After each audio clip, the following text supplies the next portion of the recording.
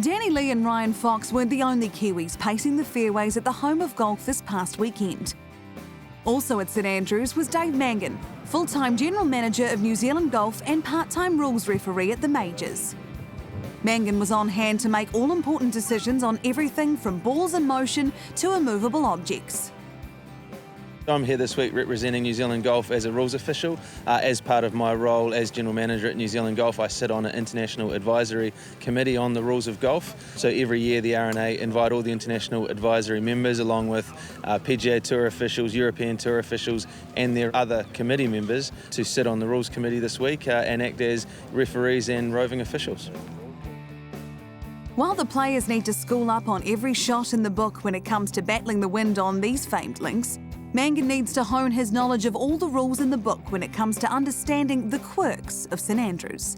If you look out on the golf course, because there are hundreds of thousands of spectators, there's a lot of furniture that's been put up, marquees, TV towers and things like that, which you don't usually come across when you're playing around a golf at your home club. So we need to know how to deal with situations if a player's ball goes into one of the grandstands, behind one of the TV towers or up against the thousands of TV cables that are out here. Mangan may get the best seat in the house when it comes to watching the majors from inside the ropes, but just like the professionals, he needs to be on his A game. To be fair, it can be slightly nerve-wracking, a lot of the time it is, well, I guess boring from a rules perspective because these guys are so good, they hit it on the fairways onto the greens and often one or two putt.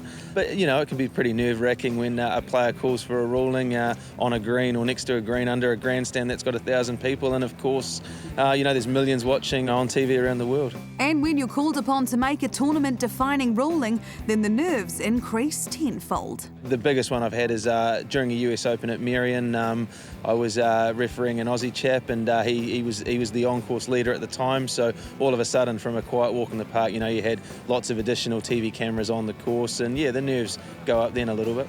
Mangan's role as a rules referee at majors has taken him to the cathedrals of golf, from Pinehurst to Muirfield, and now to the place where golf began. Every time you come back here, you get those goosebumps, you walk over the Swilcan Bridge, you see the R&A clubhouse, and this is where golf started, and the whole city all week, the town, it just oozes golf. There's people in the bars, everyone's just having a great time, and I've been incredibly fortunate. This is my 4th Open Championship that I've refereed at, but the very first one here at St Andrews, the home of golf. If there's a perfect place to put into practice the R&A's rules, then it must surely be the home of the Royal and Ancient.